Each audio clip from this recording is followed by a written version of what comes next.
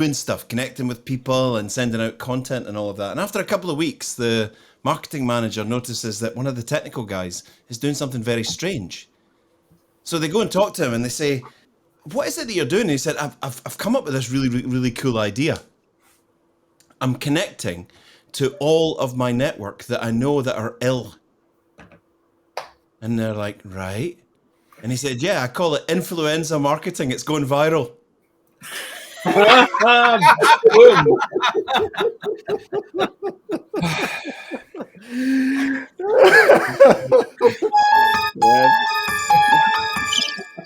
Crickets. That's all there was for that one. Influenza marketing. Viral. We got it. There was. Yeah. Okay. I'll get my code. Get your code. Yes. Anyway, hello everybody. Hello. Welcome to this Friday's download. It's lovely to see you all here.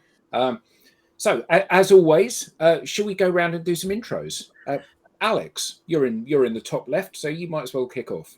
Good morning, good afternoon, wherever you might be. I'm Alex Abbott, founder of Sapiro and very proud DLA Ignite partner.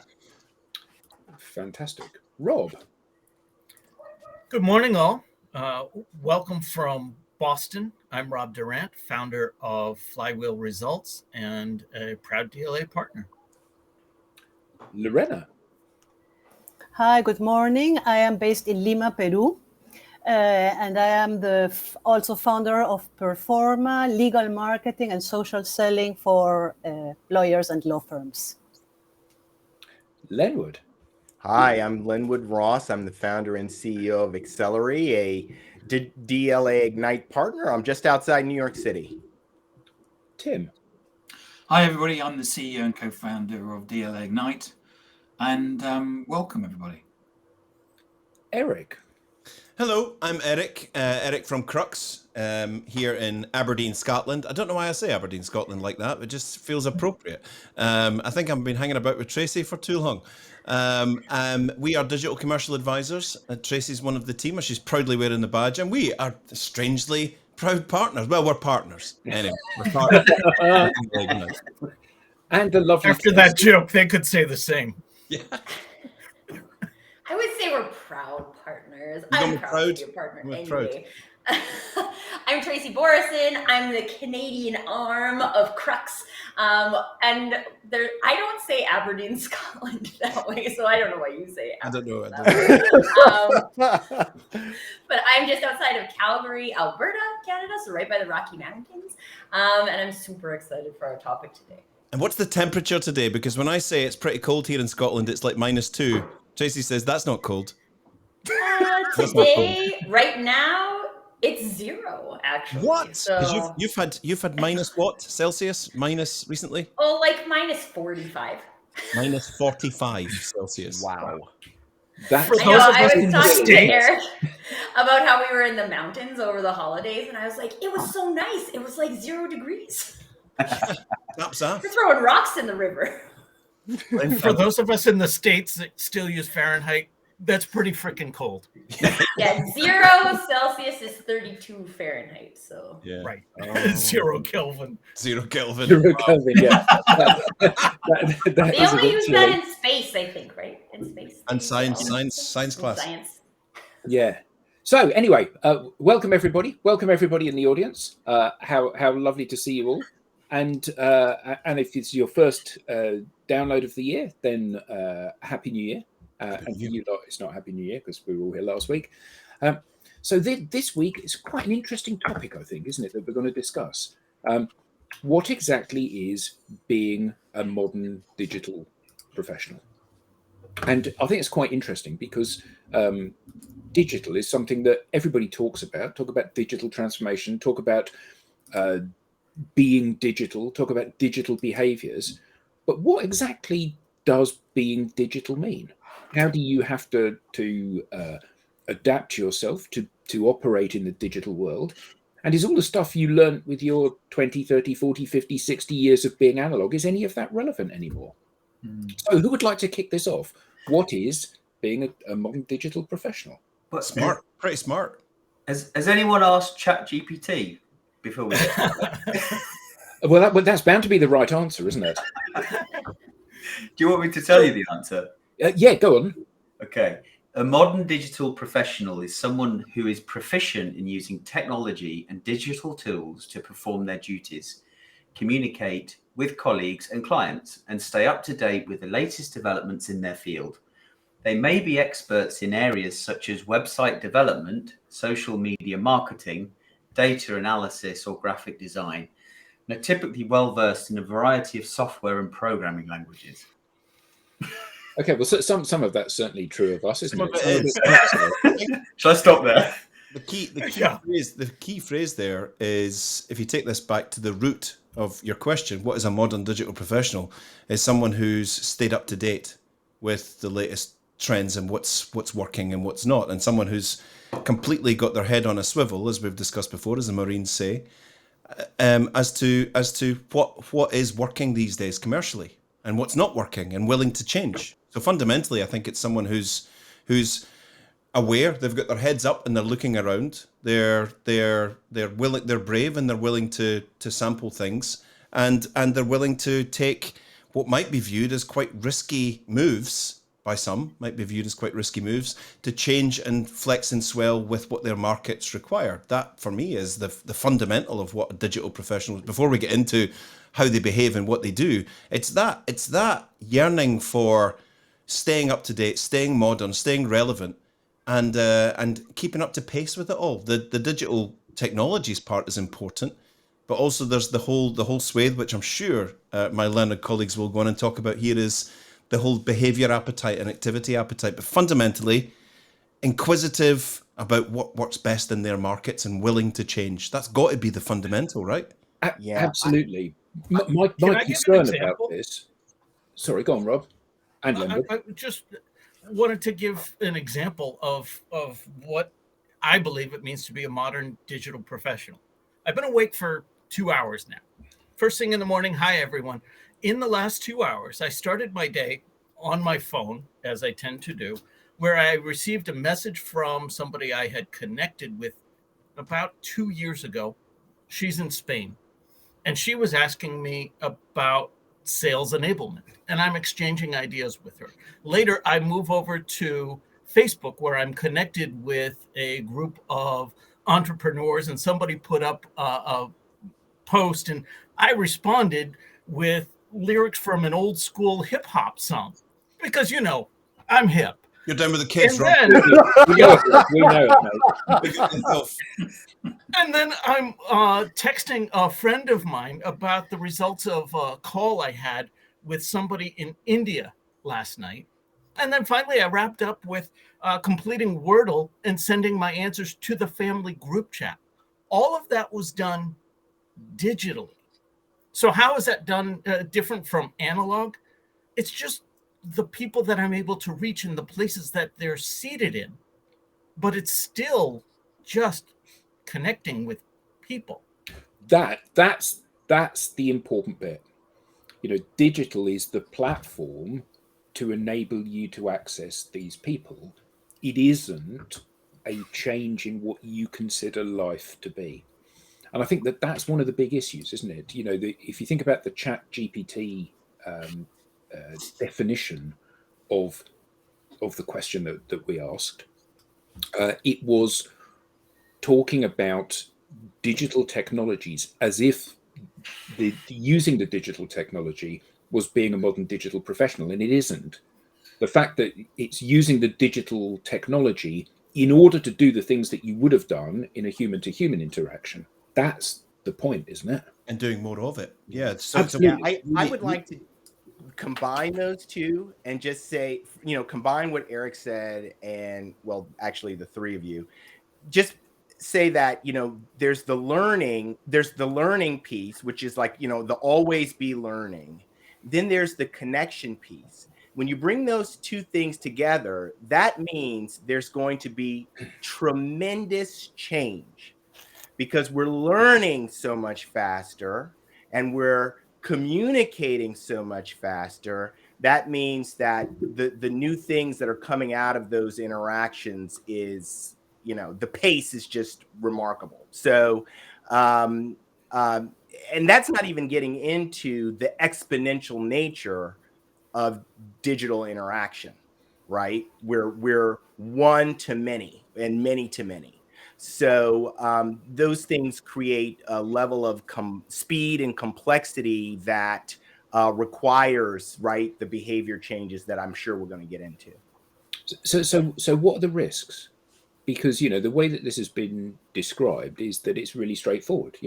Rob wakes up in the morning, he uses his phone, he gets some connections and some conversations with people on one of the social channels. He then moves that to an email or a text exchange. He then moves that to a group chat, and he then posts something on Facebook. So it's all of those different channels, and it's a piece of cake. So what are the risks? Why isn't everybody doing this? I think one of the biggest risks, there's a few risks. One is overwhelm. So we have to, digital requires that we be able to set boundaries ourselves. In an analog world, then just the nature of the interactions, boundaries were set for you. A perfect example of that is the workplace. If you had to go into the workplace to have an interaction with your colleagues or customers, you've got a natural boundary. Today, those boundaries are they're non-existent, which is why people are so overwhelmed. You just a constant flow of communication and information. It makes it very, very, very difficult. And the other big risk is a lack of focus. Okay, so if we can't decipher or understand what we need to be focused on, the noise is overwhelming. And there are, people with vested interests in, pushing their particular piece of technology or their way of thinking. And if you can't tell whether that technology or way of thinking is what's needed for how things are today, you could be in a world of hurt. But isn't the issue here that you're trying, that when you think the answer is the technology, the opportunity to talk to an infinite number of people all of the time, it becomes a shortcut. I was talking to somebody the other day who had studied psychology, and they said the problem is that it is hardwired into your DNA to be lazy. If there are two ways of doing something, the easy way or the difficult way, you're going to pick the easy way. Everybody does it. That's the default behavior. And the problem that digital creates is that if you think about what happened when email came along, all of a sudden you could take your message that you had been sending out by post at a cost of $1 per letter, and now you could scale it and you could have an infinite number of people pretty much, and you could have it for free. So what people did was they decided, well, I'll talk to an infinite number of people and I'll do it for free. Therefore, there must be more money in that for me. I must get more of a result that way. Now, the problem surely with this is that the ability to be able to reach a global, huge audience means the requirement for you to actually think about what you're saying and the results you get becomes much less important. I think when you spoke earlier about, and you asked the question, what's the risk? The risk, many of our clients that many people that we come across to explain all of this social media thing. If you're not inside social media, if you're not operating in it and living in the digital world, from the outside looking in, looking through a piece of glass going, I kind of want to go in there, but it's like a noisy, hot merry-go-round of spikes and hashtags and lights and noise and that overwhelm that, how on earth do I go in and make sense of this? Yeah.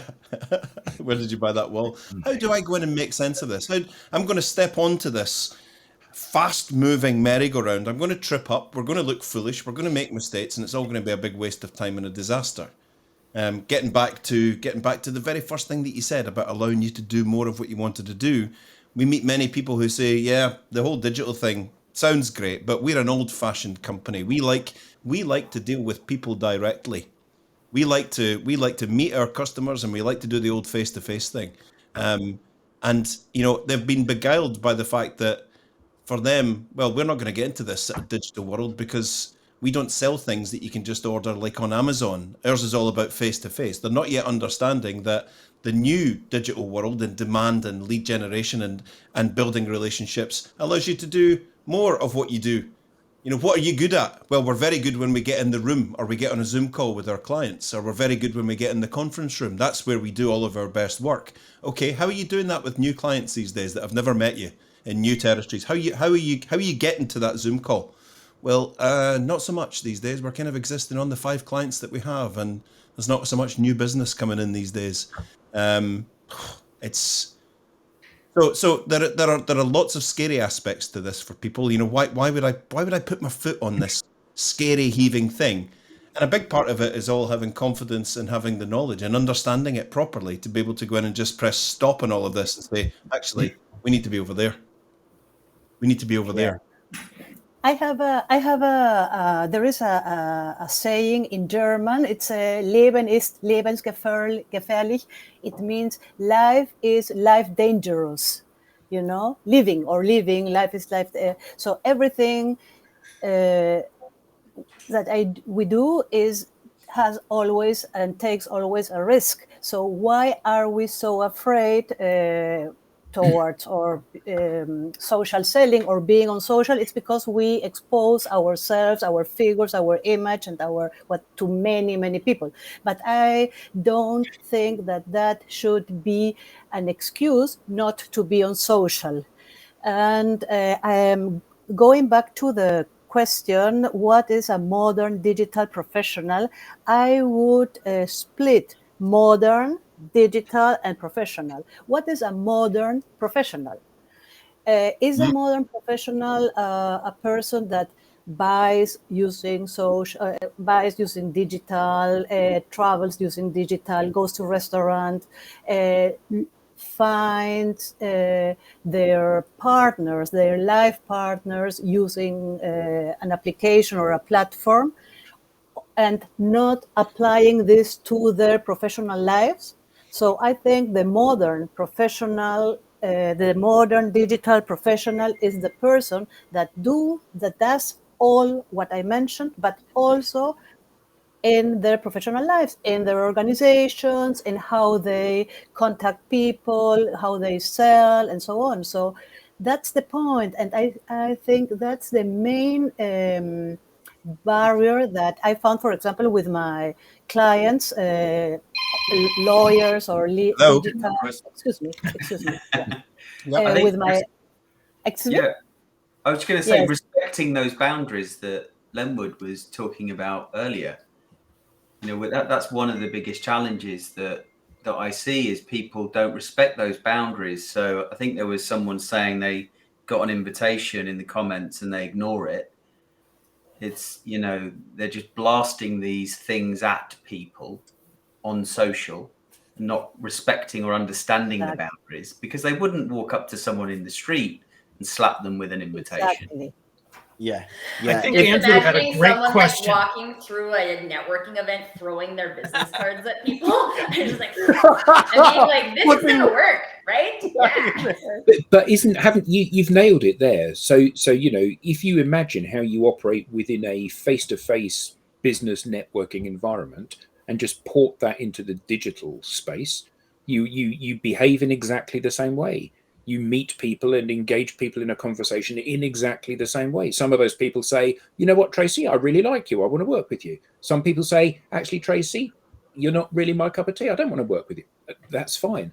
And the reason that's fine here is because rather than having 50 people in the room, you've got 500 million people in the room.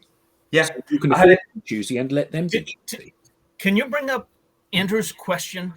The egos company one. Scared, the egos one. Oh yeah, I think that's a fantastic question. Yep. I don't know that it's ego driven though.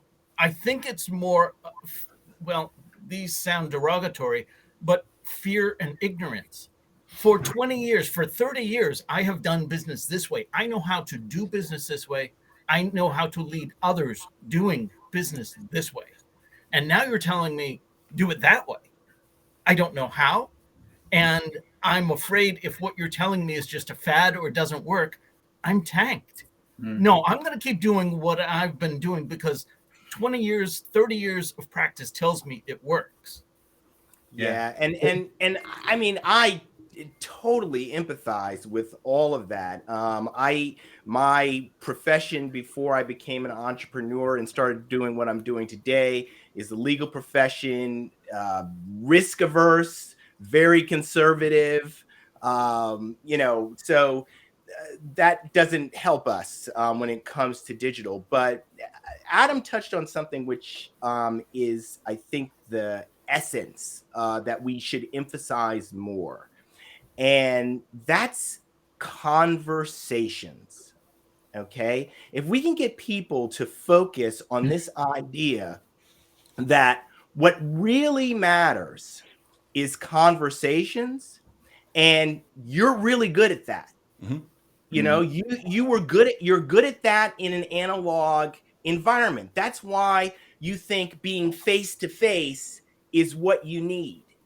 But in reality, being in proximity to one another isn't necessarily the thing that's most important. What's most important is that you're able to have this conversation. So if we can get people to think, hey, really, what you just need to learn is how to have those conversations that you're awesome at in a new way. Like the only thing you really need to learn is the new way. Then I think maybe they'll get over, the distraction of the medium, the mechanism that is enabling the conversation. It's critically important that they do that, because this digital way enables you to have those conversations much faster, and that's really the issue. Yeah, your conversations can run much faster than you. I've got an example. Those conversations. Yeah, I'm sorry. What did you say? An even finer point is starting those conversations. How do I do that digitally? Yeah. So I've got an example. Once the conversation started, I can take it from there. Yeah. Alex. We're touching on the same point. Alex, start a conversation, Alex. I've got an example of a conversation this week where a CEO of a company is trying to do prospecting on social media. And the example he gave was that somebody had posted about a specific problem they had, and there was a conversation about this specific problem, which he can solve. And he sent him a message, and he doesn't know why he isn't responding. And that's because the message is, hey, I overheard you talking about this. I have a product that solves that problem. Let's have a chat. Completely missed. Like, if you think about the networking environment, that's like saying, I was earwigging your conversation and I wanted to get in on that. I can solve that. It's like, hold on. That's a bit rude. You're interrupting my conversation. And I think, it's exactly the same on social media. Well, and I think one of the interesting things that I see is this, it really is the digital transformation, right? Because it's about people figuring out how can I show up the way I show up analog in a digital way? Because we still have this brain thought pattern that says digital is different than analog, right? And I have to show up differently. And I don't know if it's rooted in everything in the digital dating arena launched when I was in high school, right? And it was fun to set up fake profiles, and that's what you would do, right? There's this inherent kind of fakeness that's always existed in digital. So I think that there's a mindset shift in terms of the digital transformation of being able to say hey, I just show up as myself online. And you know what? I want to give this example because I think a lot of people, when they receive my connection request, thinks it's weird. But sometimes I stumble across a profile and I just get a vibe from the person's picture or tagline or something. And I was like, hey, I was on your profile. I'm feeling your vibe. Would you like to connect? And not everybody does that. Made him nervous. Miss Morrison, can you kindly stop feeling my vibe, please? Connection requests, restraining orders from my lawyer. Is she watching me through my camera? Yeah.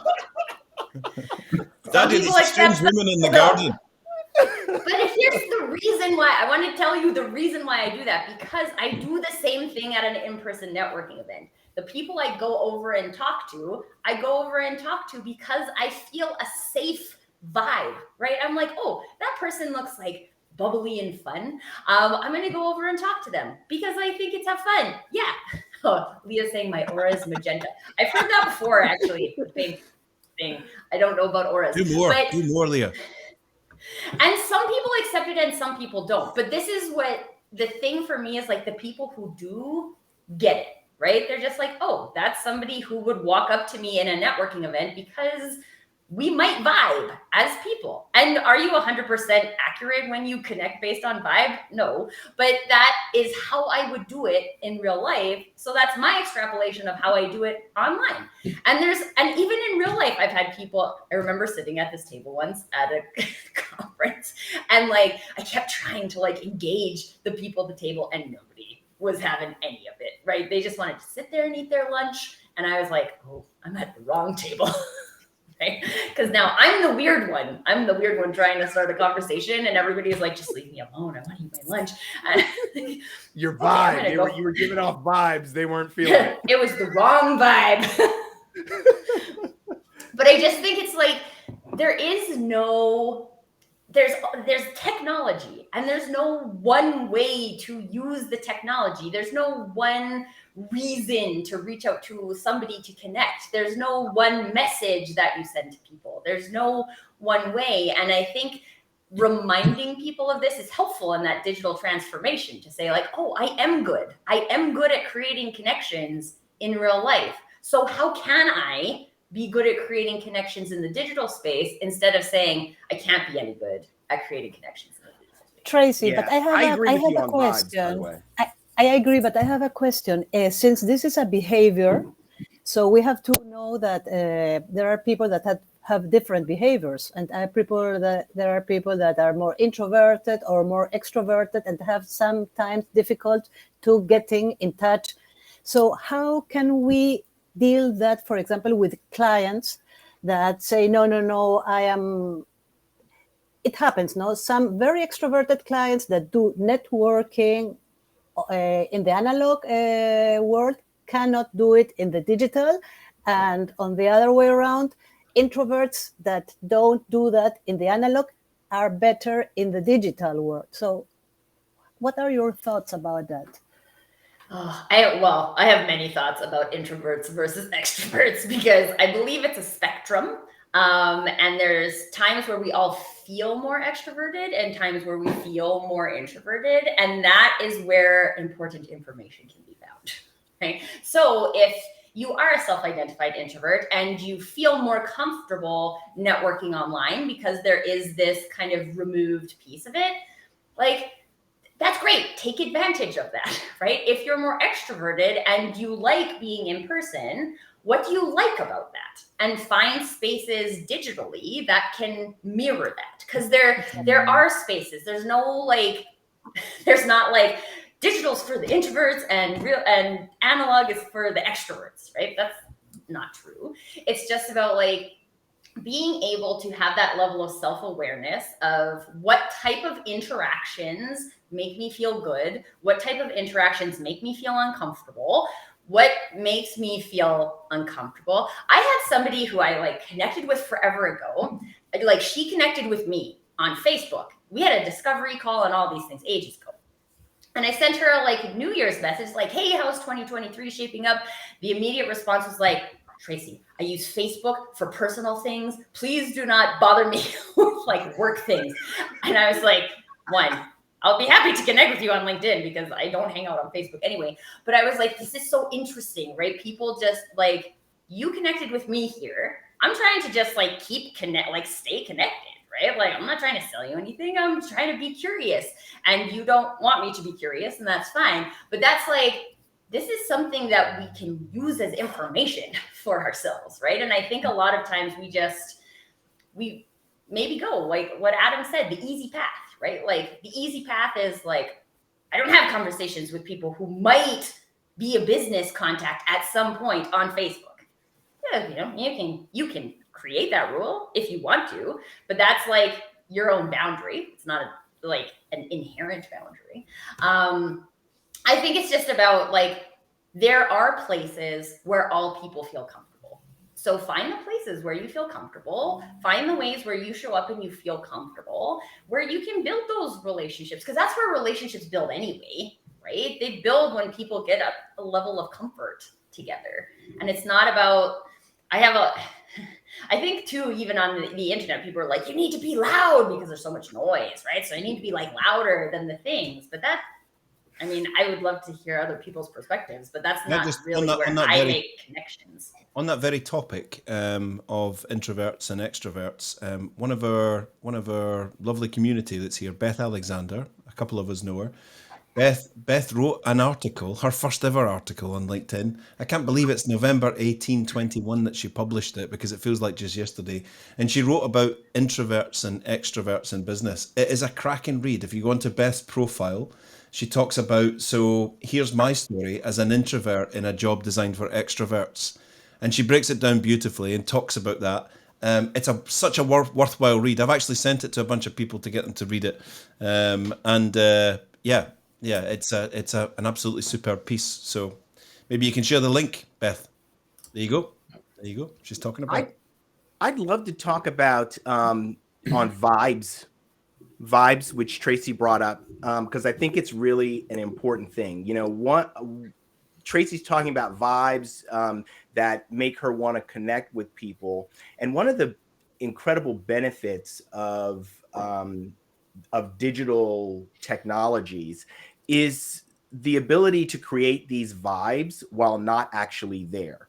Your presence on social media can create vibes for people without you actually having to do anything. And that is incredibly, I shouldn't say without you having to do anything. If you have a social presence, if you have a personal brand, if you're building up your, for lack of a better way of saying it, portfolio of who you are in a integrated and multi-dimensional, multi-channel way, people will search that out because that's the natural inclination to do that. I don't know anybody who, especially in a business context, doesn't look up a LinkedIn profile almost immediately upon meeting someone or hearing about someone. They're going to go to the LinkedIn profile. And when you are a modern digital professional, your profile is there to create vibes and build, or what I would call build trust or whatever, quickly, incredibly quickly, much more quickly than if you had to do it over a series of weeks or months in-person communication. Sorry, carry on, Adam. I was just going to say, I'll show I'll show Leah's comment in a sec. You said it's about the vibe. It's all about the vibe, isn't it?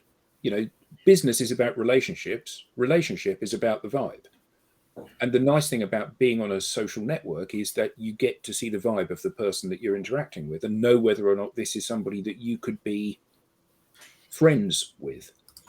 So Leah said, and unfortunately this truncates it, so I'll read the rest of it. The internet has been abused for so long, so it's a credibility/trust issue. Also, the platforms we were using are changing. LinkedIn was a constipated digital resume hosting platform. Absolutely. It's now morphing into a social network. But it took people breaking down unspoken rules to chip away at that initial concept. And we see that time and time again, don't we? In fact, we've shown examples of it where people have said on here, where people have said, this doesn't belong on LinkedIn. This belongs on Facebook. No, it belongs where you're interacting with people. In a business context, would you take somebody to a football game? Yes, you would. Why? Because you want to get to know that person. And if you also, I think it took a little bit of LinkedIn backing that up as well. It's not as if it's just the community that have done this. Yeah. LinkedIn came out and changed. All the adverts in the last 3 years about LinkedIn have been about diversity and inclusion and play out your stories. play out all of this. So they almost there were the rebels who were doing it before they gave permission, who were actually trying to twist this big beast round to become a social network, and then they finally went, "Ooh, actually, if we make this a professional social network platform, this is going to be better for us." So we saw all the stuff about LGBT, about race, all about that sort of stuff, playing it all out. Be different on social, be different on LinkedIn. And they kind of almost backed it up. So that's when the Facebook warriors, I think, completely disappeared, when LinkedIn actually, the platform owners and hosts actually started disagreeing with them and saying, no, this is what we want. This is what we want. This is how people network. This is how people get to know each other and make decisions and form conclusions and create that wonderful little synapse spark of connection, deep connection. That's how they do it here. And that's what we want. And we've got two things going on here, haven't we? So we've got, first is people are scared of jumping into this digital pool. They're scared they'll make a fool of themselves. They're not sure how their 20, 30, 40, 50 years of work experience translates into this digital environment and how they can retain a degree of professionalism while still being personal. So there are those people, the people that are fearful of this. Yeah. But equally, and you've covered this in some of your funny videos, Eric, equally, there are people that say, we do all of our selling on Zoom, so we are all over digital. We're all digital. So there is the flip side of that coin, which is people that have bought, they've bought a copy of Sales Navigator and they think they're digital gurus now because they're investing in a monthly subscription to something. So how do people know whether they are in that camp? The results. Yeah. The results. The results don't look very different from what they've done before. Correct. We're doing all this. I met someone this morning. I'm doing all this stuff on LinkedIn and other platforms, and it hasn't given me anything. Think about that. It hasn't given me anything. It doesn't have to give you anything. You have to earn every single item of this. You have to earn it. If you want people, I've been on LinkedIn for a while now, and people don't really understand me because you're not providing understanding. You're not providing understanding. You're just selling stuff. Yeah, I've tried that relationship thing, but I can't seem to form any relationships because you're not trying. You're not trying. There are, Graham Alexander is one of my great hold-ups of this. Guy is nearly 60 years old, a complete technophobe. Oh, I'm terrified of social media. I don't know if I could do it. Had 71 followers when he started out trying to do this. Had never produced a piece of content before. Is now firing out content left, right, and centre, all created in a way to let you understand him and let you understand what his specialisms and his personalities are. I can't believe this. I've just connected with a guy who's over in Greece who said he likes my content. We've had a Zoom call and we're going to end up doing some work for them. This is amazing. Yeah, it goes back to, I don't know who said it. If you want the thing, you've got to do the thing, because if you don't do the thing, you don't get the thing. Who said that? I don't know. That's great. It reminds me of a comment actually that was made earlier and was talking about someone was saying if you're local and you want to go international, like social media is a great way to do that. When I was much younger, I always wanted to be always wanted to be like an international man of mystery. And you are, Lenwood. And you are. You are. I always wanted to be and so I thought I had to be an international lawyer. I thought I had to be an international lawyer, and then I didn't become an international lawyer. I became a corporate lawyer, and then most of my corporate law work was focused. I had the occasional international deal, but I wasn't international. Mostly focused on middle market companies here in the United States. Anyway, I say all that to say that when I got involved with social media, all of a sudden I became the international man of mystery I always wanted to be. And it was, I think maybe last year I discovered, wow, I've got this huge well, not huge for me maybe, but there's like 5 people in India that are, this idea that there are people in India who are paying attention to what I have to say. I just love it. It's just awesome. Hi, I'm Lenwood Ross. I'm very big in Bangalore. It's awesome. I'm huge in Megadeth. That's actually my Japan second comes favorite to mind. But then the other thing that I wanted to bring up, which I think a lot of people might be feeling, is it too late? Have I missed the boat? Or, Yes. you know, yeah, let's focus on that one. You know, is it too late? Have I missed the boat? What's the answer to that question, guys? Definitely, Yes. definitely. Yes, definitely, you have. Definitely not. Definitely not. The many boats have left the quayside, but there is a boat for you waiting. There is a boat for you waiting. Tim and I were having conversations, this is some years ago now, with a large consultancy who are globally recognized. And one of them said, when we laid out what we thought their strategy should be, one of them said, yeah, we're not going to do Twitter because we're too late on Twitter now. Mm. And this was the person that was head of marketing saying they didn't want to be on Twitter. They haven't got, as a company, they haven't got a Twitter account. So it beggars belief, particularly seeing as they're selling people digital transformation. You know, there are so many loops of irony in that.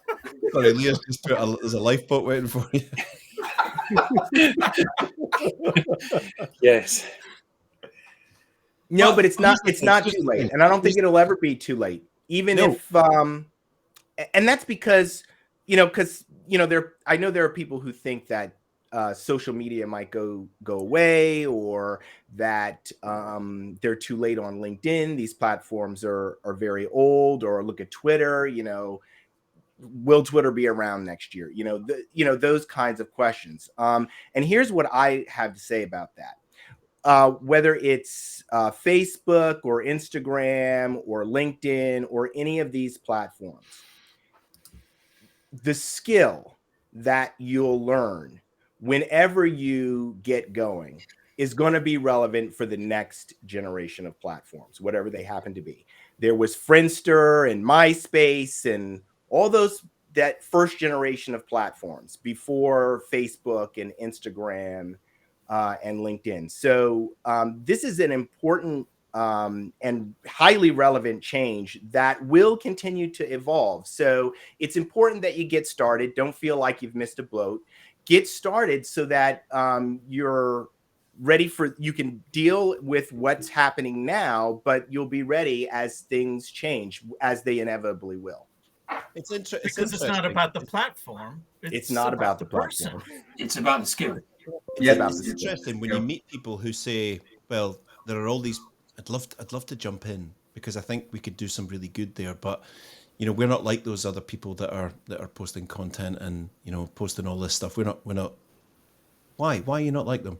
Well, they know what they're doing, and they're out there doing all of that kind of stuff, and we don't really want to, we're kind of inquisitive and curious, but we're not like all of those people. All of those people that you see every day and you look at and you think, well, they really know what they're doing here, all started just like you. And there's a big part of like almost like imposter syndrome to this that we need to get over. Every single person that produces content and has a profile that you understand on LinkedIn, Twitter, Facebook, wherever it is, decided to start and actually take what was rightfully theirs in the first place. If you have an account, you're supposed to produce content. That's what the platform wants you to do. If you have an account, you're supposed to have a great profile. You deserve it. You have the right, just as much as the person who's got 30,000 followers and puts out jazzy videos every day. You have as much right as them to take your digital space, put the marker down and say, I own this. Well, that person with 30,000 followers, they, like you, started with 0 followers. Zero. And they fumbled and they made mistakes and they learned and they experimented and they got into a zone of working where it just became normal. And that's where they do all of their commercial interaction. It's all in these spaces. And you deserve it.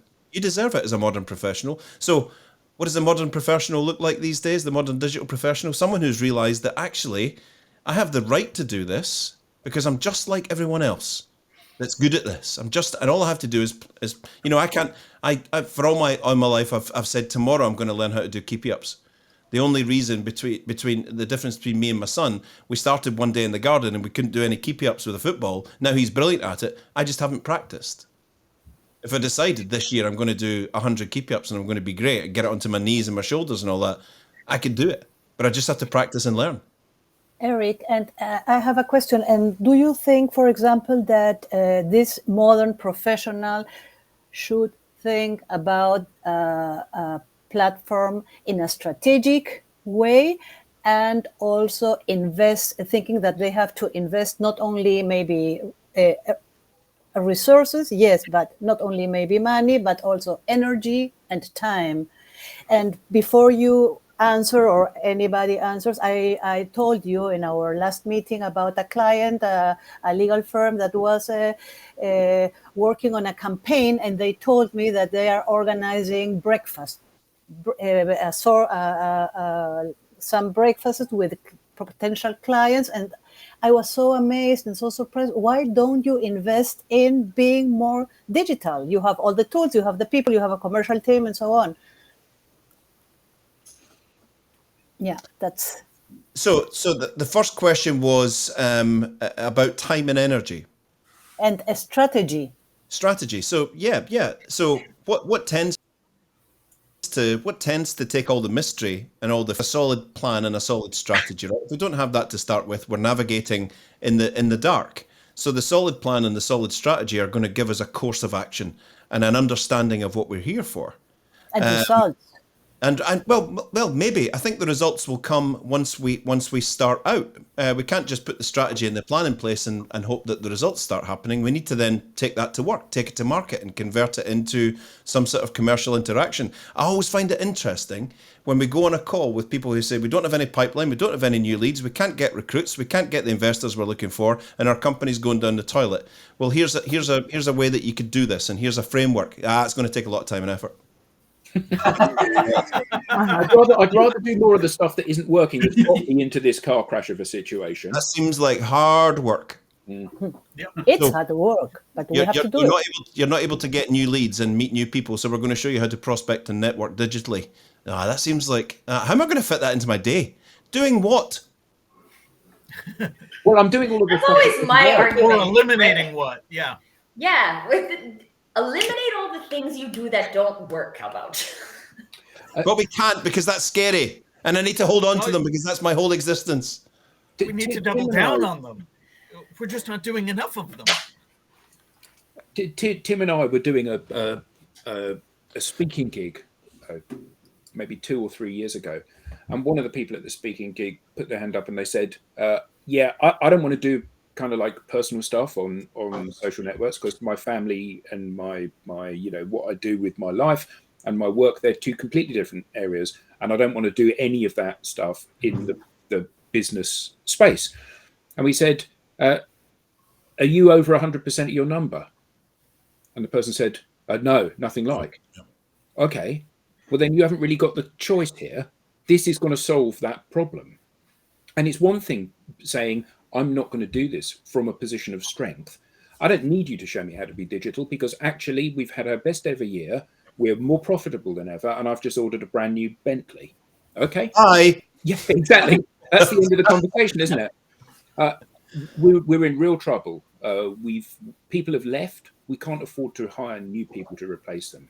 We're not hitting our numbers. We're not going to get our Series B funding. All of these things are going wrong. We've got no pipeline. We've got no way of generating more pipeline. But actually, as you said, Eric, this does look like it's going to be too difficult. So we won't bother. Yeah, this is going to take a lot of time and effort. Yeah. Yeah, it's interesting, isn't it? And I think that part of this is down to the fact that people just become speaking gigs. It does sound dodgy. You're quite right. A lot of this comes down to the fact that people haven't got a clear set of steps that they need to go through. The idea of having a mechanism to generate conversations is great. The idea that salespeople can have so many conversations that they can deploy the sales skills they've spent their entire careers building sounds great. The fact that we're doing all of these we can do all of these different things which will promote us on a global stage, make us look professional, it all looks great. But where do we start? And a lot of the challenge for this is that if people go to those the previous organizations that they might have gone to, one of the big consultancies, one of the ad agencies. All of these people have vested interests, or in the case of the big consultancies, zero knowledge and experience in this space. Yes, they know how to employ a digital supply chain solution. They know how to add an ERP system. They know how to configure the latest marketing automation software, but they don't know how to be digital. And we see that time and again because they themselves are not digital. I remember many years ago, shortly after we started the company, Tim said, we need to be on Slack because if we are a social company, we need to use a social network to organize what it is that we do. And, we've always tried to walk the walk rather than just talking the talk. So where do people start? What are the first things that they need to do? So I just wanted to add to that, Adam, you talked about the outside resources that they look at. They look to for answers. They also look to inside resources. So shout out to my sales enablement friends. They're looking for sales enablement and marketing to give them more brochures or more sales training or just a perfect script that's going to flip the switch. And converting that to a digital presence, a social enablement is the internal support that they can get for that as well. That was something that was coming up for me too, because in our last episode, Leonard was talking about training the people, right? And I think what I'm hearing a lot here is that if we haven't enabled the team, then and we're always just looking at this, how can someone make us look?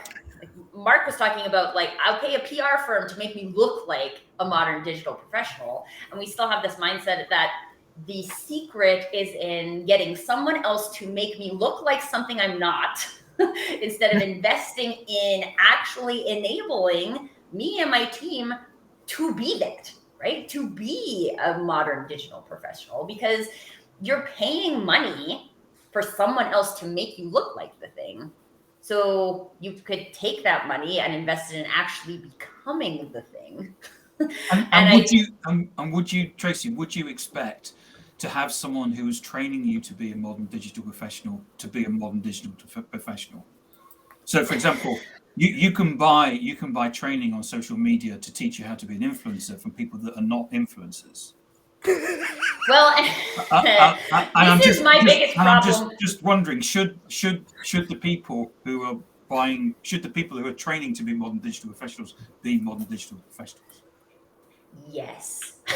Well, and I think now we're talking about, like, what's the measure of a modern digital professional, right? Because one of the challenges, and Leah talked about it with the trust issues with digital platforms, is who do you know how to trust, right? Anybody can come up and put on their LinkedIn profile, I'm an expert at helping people thrive in the digital environment, right? And both of my connections think I am as well. Well, I think that's the point, right? Is that at the end of the day, this still comes back to, like, the human interaction. The reason people come to listen to this show is because the people who come and hang out on this show have unique insights about the digital environment, right? These are people who come and put their brains to work every Friday morning for me, so that we can explore, we can learn new things, we can test out, like, I don't know how many of you were here when we were on the name is escaping me, when we were all in the virtual space and also Metaverse. That we were in Minecraft. The Metaverse. Yeah. What was the name of the Call of Duty, I think it was called. Too bad. No, it's too bad. I can't remember the Agora World. But yes, Agora World. Anyway, so, like, that's a demonstration of digital exploration, and digital exploration leads to digital expertise, right? So, like, are we all experts at all things? No, but it's not the point. The point is to demonstrate what we know, and if it's interesting to you, then we have a conversation, right? I had this example once. So I connected with this lady who on her profile was all about connecting, right? And I'm like, ooh, I generally have really fun connections with people who are connectors, right? And I was chatting with her in like the LinkedIn chat, and I was like, oh, would you be interested in having a Zoom call sometime? She's like, oh no, I don't do that. And I was like, okay, I'm confused, right? Because this is the start of a connection, yeah, but it's not going anywhere part of a connection, right? You didn't get your vibe? No. Well, and then I wrote a blog post about it, and then she figured out that the blog post was about her. And I was like, the thing is that there's people who it's still somewhere linked in an article I wrote. But did the she concept was disconnect from you? I don't think she did. Did she read the thing about you and think, I don't like this woman? Oh no. It's possible. I'm not here to be liked by all people, right? I'm not Michael Scott. I'm not going to put one that out on our company page as a little quote. I'm not here to be liked by everyone. But but you nobody should. likes everyone, right? Like this whole concept of like, okay, I'll go out on social media and then I'll like snazz up my profile enough so everybody likes me, right? Like, no, not everybody is going to like you. And like, quite honestly, I'm a little bit offended by people who go out and sell the concept of connecting and actually don't believe in doing it, right? Like, you're just selling a concept. And this is part of the trust issues, is that everybody's out there just selling you the thing, right? I'm going to sell you this platform and it's going to be the thing you need to get all of the connections.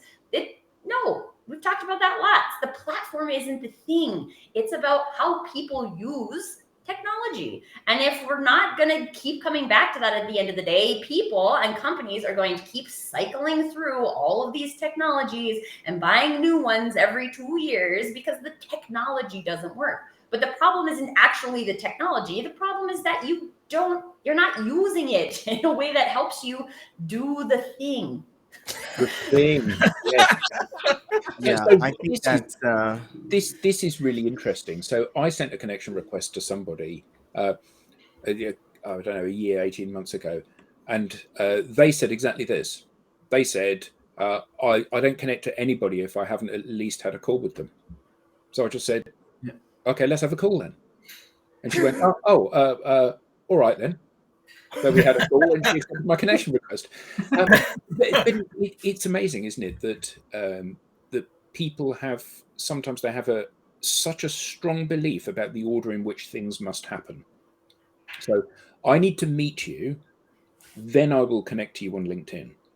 And then over however long, something will happen and it will morph into something, maybe. Rather than just recognizing that everybody operates in a different way. And the more people you know and the more people that know you, the more potential value there is going to be in these different platforms. And the more active you are and the more you create content and the more you engage, the more likely you are, again, to have some value. I'm an acquired taste. Aren't we all? That's the point. Aren't we all? Yeah, absolutely. I love Alistair's comment. The CRM isn't working. We need a new CRM. The number of times in marketing that I have seen that, I worked for a company and we implemented 3 different CRMs over the time that I was there because clearly the CRM was the problem in us making sales. Yes. Yeah. It's remarkable the number of people who will I would say at least 3 or 4 times a week, I get an email from someone who is going to help me to generate leads. And I'm like, you have not spent not a single second. Not a single second. Not a single Well, I can help you generate leads, Lenwood, and I can do it in exactly the same way as I'm not going to turn you into a lead. And I know you haven't looked at my profile because I can see who's looked at my profile. A guy DM'd me the other day, wanted to sell me a new tool that they've devised that scrapes data from LinkedIn in order that we can increase our lead generation by 75%. Even Benioff recently admitted that their own implementation of Salesforce was costing. He did. I mentioned it yesterday in conversation. You couldn't make this stuff up, could you? It was remarkable. I couldn't believe it. But Salesforce can't use Salesforce either. Of arguably the largest sales technology company in the world said, maybe we're not building our technology fast enough because it's not working for us. Wouldn't it be funny if they used Dynamics 365? I couldn't. I was stunned. stunned. But I think though that the point is, and he's missed the point with what he said there. You know, the technology isn't developing fast enough because we've got problems. No, that's not the problem. The problem is the people are not developing fast enough. So you are facing the same problems that everybody else faces. So he says, here's a catalog of services and tools that are built into our product. That's why you should buy our product. And people go, yeah, I'll buy your product. Then they sit there looking at the brochure saying, this is a magnificent product. Why is nobody using it?